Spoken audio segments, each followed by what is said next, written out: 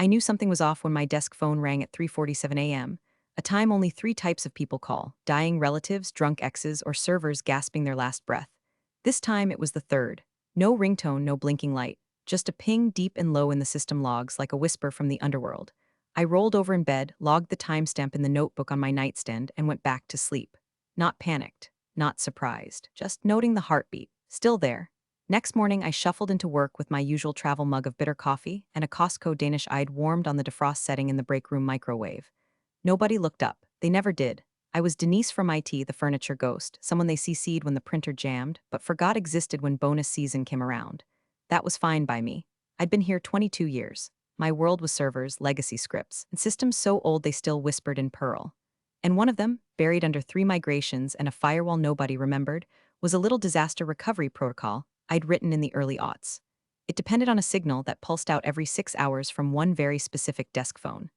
Mine. Before I go on, quick sidebar. 97% of you who hear these stories aren't even subscribed. That means I'm spilling decades of caffeine-fueled revenge and system-level sabotage for free, and my editors over here living off gas station peanuts. So if you like watching old-school karma hit like a truck with no brakes, go ahead and tap subscribe. It fuels our petty little engines. Anyway, the signal had no label, no name in the repo, no docstring, just a line of code that said, hash remove only if you know what this does. Send a handshake every 360 minutes. If the signal stopped, it didn't do anything dramatic, no fireworks, no sirens. It just quietly escalated, slowly, like mildew in the walls. It notified systems that something was wrong, then backup systems, then the off-site shell servers. Then if all of those went unanswered, well, then it went nuclear. Not explode the building nuclear. More like delete the production image and kick in the failover data center nuclear. Designed back when fail-safes had fail-safes and nobody trusted the cloud farther than they could ping it. The only reason it still worked? Nobody touched my phone. The thing was beige. It had a curly cord that smelled like dust and hand sanitizer. I'd replaced the dial pad with a sticky note that said do not unplug. That's all it took to keep everyone away. Most days it just sat there, humming faintly like a sleeping guard dog. The new hires didn't know. Hell, half of them thought Command Line was a streaming service. But I knew, and I checked it, religiously. Not because I thought anyone would ever be dumb enough to trip it, but because people like me live in the land of worst-case scenarios. That's what we do. We build netting under the netting. We document the documentation. We are the unthanked safety buffer between a working day and a meltdown. And slowly, the office was changing. The old execs, ones who still nodded at me in the hallway, who remembered I'd written the business continuity playbook during the 09 outage, were retiring. Replaced by buzzwords and sport jackets. They started calling everything agile and renaming departments after verbs. My team became enablement, which, as far as I could tell, meant cut costs and blame Denise when it breaks. But I kept the pulse going. Every 6 hours, no fuss, no attention, just me and that hum in the line. Until the morning Marcus walked in, and everything started to rot, quietly, invisibly, like the pulse skipping a beat. Marcus arrived like a fart in an elevator, loud, unwelcome, and somehow smug about it. Tall in that string bean CrossFit way, with a jaw that looked sculpted by someone who'd only seen PowerPoint avatars. His handshake was limp but aggressive, like he was trying to assert dominance while avoiding human contact. Just call me Marcus, he told the room like we were about to braid each other's hair at a sleepover. Titles build walls. Right, spoken like a guy whose LinkedIn banner says disruptor. Strategist, human. His first act as our new transformation lead, which apparently outranked every job title short of God, was to schedule a mandatory town hall at 8 a.m. sharp. Free donuts, stale coffee, and the death rattle of old systems were all on the menu. I sat in the back with my notebook closed, pen uncapped. I'd been through 5 of these before, each one a different flavor of disaster. The Y2K panic, the SharePoint migration. That time someone decided to run payroll through a beta API because it scales better. But Marcus wasn't just new. He was evangelical, like a tech bro on a mission from Bezos. He clicked to the second slide, titled Our Efficiency Mandate. Beneath it, in Comic Sans, I wish I was joking, were 4 bullet points. Reduce friction, modernize tools, automate legacy workflows, reevaluate long-tenured redundancy. I didn't flinch. I didn't need to. I felt the whole room tense around me. Long-tenured redundancy is HR for we're gonna fire the people who actually know stuff. And Marcus said it like he was announcing dessert. He went on about the burden of outdated architecture and how we needed to let go of what no longer serves us. His eyes flicked toward me, just once like a kid daring himself to touch the stovetop. I met his gaze and raised my coffee mug. He smiled, not kindly. After the meeting, I returned to my cube and opened my incident log. I started jotting down notes, not because anything had broken, but because I knew it would. Marcus had that look of someone who believed if he didn't understand it, it must be obsolete. People like him don't maintain systems. They massacre them and call it progress. By Thursday, he'd already purged 3 shared drives and deleted a scheduled job that was quietly rotating log archives. One of my junior techs asked him why. Marcus said it was flagged as legacy and had no more data, which is MBA for. I didn't recognize it, so I killed it. I cornered him later, politely, professionally, explained that the script he deleted was the only thing preventing our audit logs from overflowing and crashing the compliance cluster. His reply, "That's a process problem. We'll fix it in the next sprint." I asked if he even knew what it did before deleting it. He shrugged and said if it was important, it would have been documented in the cloud. Let me be clear, I wrote that script in 2006, on a Saturday, because the CTO called me during his kid's bar mitzvah in a panic about disk space. It had survived 6 department heads and 3 CFOs, but now it was gone, just like that. It wasn't the first system to die under a clueless knife, and it wouldn't be the last. But this time I felt something stir. Something I hadn't felt in a long time, a whisper in my gut. This one's different. This one's reckless. And he just stepped over the tripwire. It happened on a Thursday. The kind of Thursday that smells like printer toner and existential dread. Marcus had announced a floor audit which sounded like something out of a corporate dystopia, and in practice was even worse. He strutted around with a clipboard and a Bluetooth headset like he was auditioning for America's next top downsizer. Behind him waddled Kyle from procurement, pushing a giant plastic bin labeled deprecate. I knew what was coming. I'd seen it before. Monitors gone. Rolodexes trashed. One guy lost his ergonomic footrest and filed for stress leave. But I didn't move, didn't even look up when they reached my cube. I kept typing. System logs, resource thresholds, uptime ratios, just another normal day until it wasn't. Marcus peered over my monitor. Wow, he said, voice dripping with disdain, landline still plugged in. Didn't realize we were running a museum here. I didn't flinch. It serves a purpose. Sure it does. He reached down, gripped the phone cord, and before I could even stand, yank. The coil snapped loose with a tiny plasticky gasp. My breath followed right behind it. He dangled the phone like a dead mouse. We'll recycle it or send it to the Smithsonian. Maybe they can carbon date it. The IT team chuckled nervously. Kyle dropped it into the bin. It clunked against an ancient surge protector and some dusty monitor arms, and that's when everything stopped. My pulse, my breath. Time? Because it wasn't just a phone. It was the phone. The one with the quiet heartbeat signal baked into its line voltage. The one the system pinged every 6 hours to confirm the continuity of operations across 3 mirrored zones. The one tied into the root scripts of our disaster recovery shell, a Frankenstein beast built before cloud first was a buzzword, when off-site meant a bunker 2 states over with concrete walls and diesel backups. Every 6 hours, that line sent out a pulse. No pulse? The system assumed I was dead or compromised. It started escalating. Slowly, methodically, 3 silent warnings. One ping to the mirrored backup. Then it locked the failover switch in pre-init mode and waited. It waited exactly 96 hours before shifting to critical phase. After that, it would require manual override from a tokenized credential I had stored on a hardware key that now sat in a locked case in my basement. Marcus had no idea. Of course he didn't. Why would he? Nothing about that system existed in Confluence. I kept it offline, purposefully, because you don't document dead man switches where interns can click them. You don't put safety nets in the cloud when the whole point is surviving the cloud going down. I stood there, still as winter. He moved on, already digging into someone else's non-essential USB hub. Team buzzed behind him like flies chasing a corpse. Inside, something shifted. Not panic, not rage, clarity, like cold water after a blackout. I sat back down, logged into a system nobody else remembered the password to, saw the ping had missed its scheduled handshake, logged the timestamp.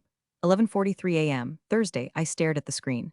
Script 1 sent, script 2 queued, script 3 scheduled plus 96H. I didn't say a word. Didn't scream, didn't argue, didn't do the thing HR thinks you're supposed to do when someone violates your workspace. I just picked up my bag, walked to the elevator, pressed the button. Waited. Behind me I heard Marcus laugh. You guys ever seen someone so attached to a landline? Nobody answered. They didn't know what he'd done, but I did. He pulled the thread. The countdown had begun. I didn't go back to my desk that day. Just walked out, got in my car, drove home with the kind of dead-eyed calm you only get after 20 years of watching men like Marcus light systems on fire and then blame the smoke on legacy bottlenecks. No one chased me. No one called, because in their eyes I was already gone. Just a quiet, middle-aged woman in orthopedic flats who knew her way around RAID arrays and wore the same cardigan on Mondays. The next morning I came in early. 6:15 a.m. Security guy didn't even look up, just buzzed me through like usual. I sat down at my cube, plugged in a borrowed Ethernet adapter, and did the one thing I'd never done in 22 years. I downloaded my exit. One encrypted drive. One encrypted key file. All of it zipped and transferred to a USB I wore around my neck, hidden in plain sight under a lanyard that said Cat Mom, Code Queen. I wiped my laptop clean. Didn't even leave a snarky note. Just a sticky that read, System retired. Questions? Ask the cloud. Then I grabbed my plant, dead for 6 months but kept around for nostalgia and my last few notebooks, left the coffee mug, left the half stash of Twizzlers, walked out without swiping my badge one final time, let the exit sensor beep uselessly behind me. I drove past the city line, past the Starbucks I used to hit every Thursday, and kept going another 23 miles until I hit the storage unit off County Route 7, pulled into the gravel lot, entered the PIN. Door hash 119 creaked open like an old friend clearing its throat, and there it was, my quiet cathedral of paranoia. Row after row of plastic tubs, bankers' boxes, and obsolete hardware stacked like crypts in a forgotten mausoleum. Power cables coiled like snakes. Notebooks labeled by year, system, incident, a dusty network rack housing 2 servers I'd pulled from rotation after the 13 breach scare, one of them still humming faintly, connected to a trickle charger and a dedicated Verizon line I'd kept paying for out of pocket. I stepped inside and closed the door behind me. The light flickered on overhead, motion-triggered, yellow and soft.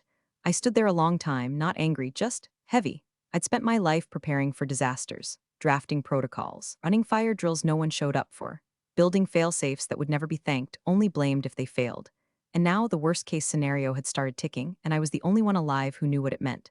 I opened box 7C, pulled out a spiral-bound notebook from 2013. Inside, sketches of the original Deadman architecture, signal chains, failure escalation trees, manual override paths. At the back, a Polaroid I'd taped in of my cat, Franklin, asleep on the floor next to the recovery server. Written underneath in my own handwriting, they will forget, that's the point. I ran my hand over the paper. This wasn't revenge, not exactly. This was inevitability. A clock tower nobody bothered to wind, now ringing its final chimes. I could stop it. The kill switch was in here in a fireproof bag labeled IF you know. All it would take is one call, one keystroke. I'd built it that way. So even if I died, the system would forgive itself. But I didn't. I just sat down on the old office chair I'd stashed there, crossed my legs and pulled out my thermos. Watched the LED blink, once every 4 seconds, still alive for now. Friday started with a Slack message from Marcus that simply read, ignore the backup failure logs. Known issue, working on modernization. Underneath it, a screenshot of a pie chart labeled system health, 82%, as if coloring something green made it real. But in the background, things were crumbling. It began subtle. The overnight cron job that verified incremental backups didn't complete, then a checksum mismatch on the East Coast file mirror. Someone flagged it in Jira. Marcus closed the ticket within 10 minutes. Redundant flag. System is evolving, like a tumor. Denise wasn't there to see it in person. She was 87 miles away in a cabin she'd rented under an alias, a place with no neighbors and spotty cell coverage on purpose. But the system found her. Not because it missed her, but because that's what it was built to do. When the core heartbeat failed, secondary protocols began pinging the outer shells, redundant monitoring nodes she'd planted like digital landmines, hidden in obscure subnets no one had touched in years. It lit up her terminal like candles at a vigil. First ping, mirror a mismatch. Second ping, rsync fail on 4 nodes. Third, heartbeat override 0 when initializing. Each came with a timestamp, a path, and an audio cue she'd set to play through her earphones, an old WAV file of her cat meowing once. Franklin, the ghost in her machine. She didn't smile. She didn't flinch. She sipped her tea, pulled the wool blanket tighter around her shoulders, and began taking notes. Calm, focused, detached in the way only someone who's planned for collapse can be. She wasn't rooting for the fall, she just knew how to read gravity. Back at the office, chaos was blooming like mold under the drywall. The junior sysadmin Michael, fresh out of community college and still calling her Miss Denise when he thought no one was listening, put in his resignation. He didn't say why, but his desk was empty by noon. His ticket history showed 5 closed alerts, all marked user error, no further action. One of them was a cascading RAID sync failure. In response, Marcus posted a gif of a raccoon pushing a laptop off a table and captioned it, "When dead weight gets offended." 3 more texts followed within a week. One didn't even collect their last paycheck. The rest of the team started running from fire to fire, because everything Marcus touched either caught fire or disappeared. Payroll servers began showing strange discrepancies. Front-end services on the client portal slowed to a crawl. An executive assistant filed a ticket because the time-off system showed her as a temp hire with 0 accrued hours, despite 10 years of service. The help desk forwarded the issue to Marcus. He replied, probably a sync delay. Reboot HR, Denise saw it all. Not through admin dashboards or corporate VPNs, they were already decaying. She watched through the old shells, command line sentinels coded in the days before Jira, before Slack, before everything needed to be collaborative. Her screens didn't look pretty, but they told the truth, and the truth was simple. The system was dying, not because it was old, but because no one respected what kept it alive. It wasn't outdated code or fragile architecture. It was neglect, willful ignorance. Ego. Denise had written comments in those scripts for a reason. Not poetic ones, not desperate warnings. Just cold, clear truths. # do not delete this call, trust me. # Hash this runs cleanup for the secondary log buffer. Hash yes, it looks useless. It's not. Marcus had deleted most of those files 2 weeks ago. She'd watched the commit logs from her encrypted shell. 3 files deleted, each one a blood vessel cut. Now the system was bleeding. And Denise? She closed her terminal, stood up, stretched. Her joints cracked like old hinges. Then she smiled, not out of joy, out of recognition. This was the moment the architects always saw coming. The one they were never thanked for. Entropy, dressed in a suit, holding a clipboard, calling itself progress. The payload dropped on a Monday morning because of course it did. Mondays are for disasters disguised as progress. Marcus had bragged in the all-hands about cutting a lean deal with an offshore vendor to rework the backend. Modernize the database architecture, he called it. Rip out the old cruft. The same cruft that had kept payroll running, client accounts intact, and HR files tied to actual human names. The update pushed at 3:12 a.m. Eastern. By 7:46 a.m., the help desk was flooded with calls. By 8:05 a.m., payroll locked up entirely, employees logged in to find their pay history wiped clean. Zero balances, negative accruals. For some, their accounts showed they owed the company money. The client portal went next, logins failed, then reverted, then showed gibberish instead of account data. One client called in furious, claiming their customer dashboard displayed a child's birthday party photo album. It wasn't theirs. Then HR vanished. Files, reviews, onboarding flows, all gone. Employee IDs reset to null. Anyone who tried to clock in got flagged as deceased. Internally, panic hit like a flash flood. Executives screamed down the hallways. Marcus locked himself in a meeting room with his laptop, furiously typing commands into the console like he could resurrect trust with brute force and bravado.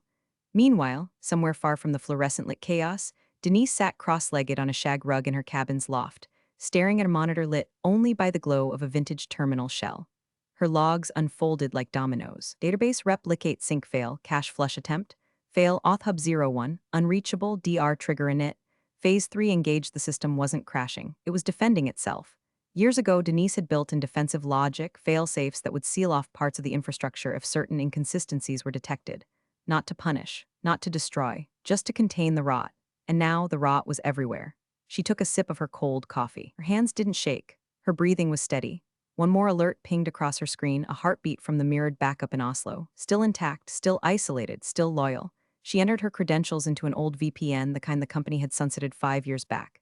She'd kept it alive in the background, quiet, like everything she did. The dashboard blinked to life, 7 toggles, each labeled in that specific, methodical shorthand she'd always used. QTY04 payload shunt, DR silo gate 1, memseal offsite, and then dead center kill chain init. It pulsed a soft amber, waiting, not demanding, just available. Her cursor hovered over it. Clicking that toggle wouldn't crash anything. That part had already begun.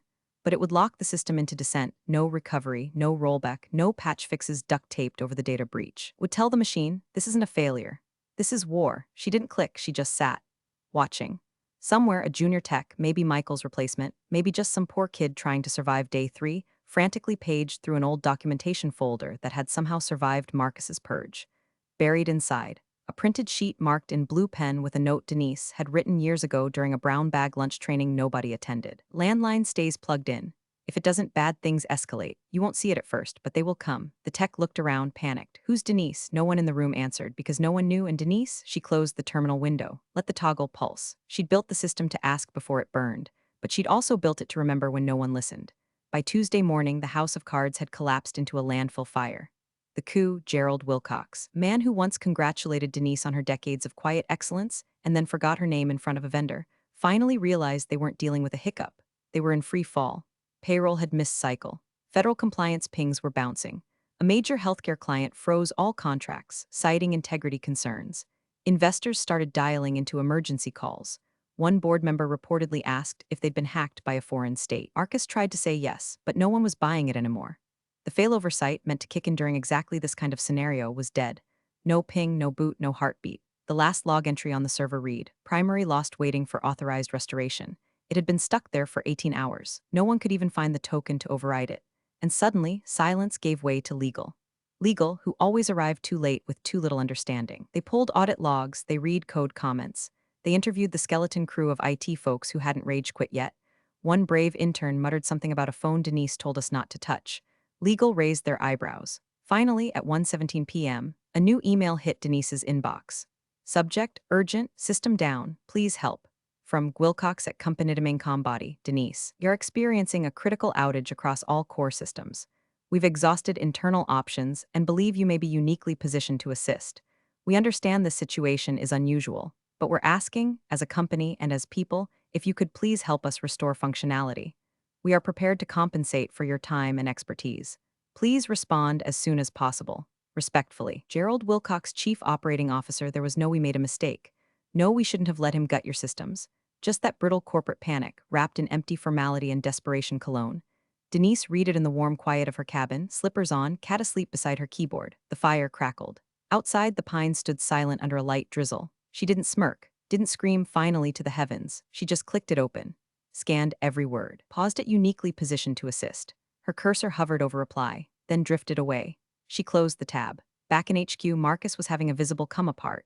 Red in the face, pacing between the war room and the server bay like a deranged Roomba, throwing buzzwords at the walls to see what stuck. This is a DNS thing. It's a bad push from the vendor. There's a 0-day vulnerability somewhere. At one point, he yelled, "This isn't my fault. No one told me we had a backup site in Delaware." Someone told him that wasn't even the right state. Meanwhile, Gerald quietly ordered the company card unlocked for Denise. Legal prepped a temporary consulting contract, triple her old rate. The CFO asked if flowers were appropriate.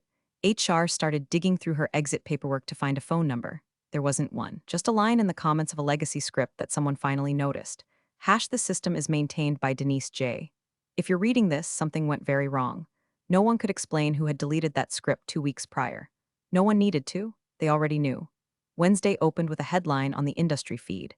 Mid-tier SaaS firm loses Fed contract amid system failure, SEC audit incoming. Gerald saw it on his tablet during the emergency strategy call and just whispered, "Shit." The client wasn't just a client. It was the client. Department of Health Services. 7-figure annual contract. Gone. Cancelled overnight with a 2-sentence email that included the word irreparable. Compliance alerts rolled in like tidewater. Data retention violations, payroll inconsistency, flags credential mismanagement. The only thing more broken than the systems was the company's credibility. By noon, legal had called in an external audit team, a quiet crew of forensic IT specialists with tired eyes and clipboards that didn't shake. They weren't here to fix anything. They were here to build the autopsy. The lead investigator, a woman named Raina who spoke only when necessary, sat in a dark conference room combing through the old codebase, backups, and admin logs. Her team came across a backup branch in cold storage, last updated in 2017, labeled DR Heartbeat Failover Tree. Buried inside was a markdown file with a single-line intro. This should never be removed unless you understand why it exists. Beneath it, warnings, flowcharts, escalation paths. And then, screenshots of the toggle dashboard, password hashes, remote access chains keyed to a single administrator. Denise J. The file was marked as deprecated in Marcus's cleanup commit. The timestamp was 5:22 p.m., 14 days prior. Comment, obsolete junk, purging. Raina didn't blink. She flagged it and kept scrolling. Another log surfaced, a failover attempt timestamped for early Tuesday morning, 3:16 a.m. System attempted to initiate backup cluster spin-up. Denied. Why? Because the script responsible for passing the failover flag had failed to execute. Why that? Someone had renamed the trigger file from init trigger sh to init trigger sh. A single dash, one character, enough to break the chain. Raina highlighted it in red, looked up at Gerald. This was intentional. Gerald paled. Intentional sabotage, she shrugged. Negligent at best. But whoever did it didn't test dependencies. Or didn't care. They found other traces, breadcrumb comments Denise had left across the codebase over the years. Not frantic, not defensive, just facts. Leave this file alone unless you want to manually rebuild payroll tables. If this cron job stops, HR syncs will desync from internal identity records. The heartbeat script requires the landline voltage to initialize. No, really. Marcus had deleted them all. Everyone. Denise didn't need to see the report to know this. She'd been watching the collapse in real time like a geologist observing the slow slip of tectonic plates, each tremor logged, each oversight cataloged. She sat on the cabin's porch that afternoon, watching rain paint trails down the pine railing, her cat stretched beside her, half asleep. Her inbox remained quiet. No follow-up emails, no desperate voicemails, just silence. That in itself was an admission. Back at HQ, Marcus had been escorted from the building. Not officially fired yet, but relocated pending investigation. He left with no boxes, no goodbyes. Just his phone clutched like a lifeline, muttering about entrenched legacy systems sabotaging modern infrastructure. In the break room, someone muttered, "Legacy didn't sabotage you, man. It just survived you." And Denise? She didn't laugh. She just sat with her tea, her terminal closed, the ocean of alerts behind her now static. They removed her phone, they cut the wire, but she was the current. The sky cracked open in ribbons of orange and violet as the tide crept up the sand. Denise sat cross-legged on a driftwood log, a thermos of coffee steaming beside her, laptop humming quietly in the damp morning air. Her hoodie hung loose off one shoulder. Her bare feet were half buried in the cool grit. No Slack pings, no server alarms, just waves and wind. Then, right on time, 6 o'clock a.m. EST, a single silent process ran. The email was already queued, built into a script she'd embedded years ago inside an innocuous update protocol, one nobody had ever questioned. It only activated after a sustained heartbeat loss paired with a failed failover initiation and 3 denied login attempts on the recovery node. It was named DR Closure Dispatch SH. It executed cleanly. A dozen emails hit executive inboxes at once: COO, CFO, legal, compliance, even a shared HR account. Each with a subject line written in cold: motionless finality, system autopsy, avoidable failure chronology inside. Screenshots of the deleted legacy scripts, timestamps of failover blockage source diffs, highlighting the exact one-character file name error, audio clips of Marcus dismissing warnings, a spreadsheet labeled ignored alerts and their consequences, a full commit log tracing every act of erasure, and then at the bottom, a zipped file. Legacy cost zip encrypted, but with instructions on how to open it. Inside, if they dared, was everything.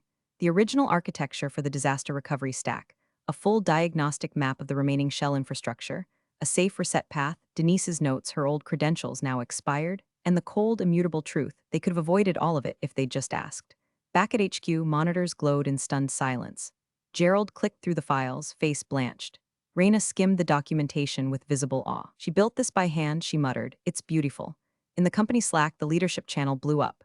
Who else got that email? CFO, me, it's real. Legal, we are in deep exposure. Marcus, this is manipulated. She's weaponizing obsolete architecture. He kept typing, but mid-sentence, the system cut him off. A silent backend command executed, one Denise had hard-coded into a dormant admin credential, buried behind a permissions group named DR Locksmith. Marcus's name vanished from the channel. His icon grayed out, disconnected, mid-keystroke, no fanfare, no warning, just gone. And Denise? She sipped her coffee, bitter, burned, perfect. The wind picked up, her laptop screen dimmed. She didn't close it. She just let it time out naturally, the way sunsets happen without anyone asking for permission. She glanced at the small table beside her. On it, plugged into a makeshift battery pack duct taped to an old UPS unit, sat her desk phone. Beige, boxy. Cord curled like a sleeping snake, it vibrated once. Not a call, just a heartbeat. A signal, quiet and loyal, still pulsing every 6 hours like clockwork. Still connected. Still beating. She didn't touch it. She didn't need to. Legacy didn't die, it simply waited. You're the real MVPs of the office jungle. Thanks for watching. Smash that subscribe button, or the coffee pot might just forget your next brew.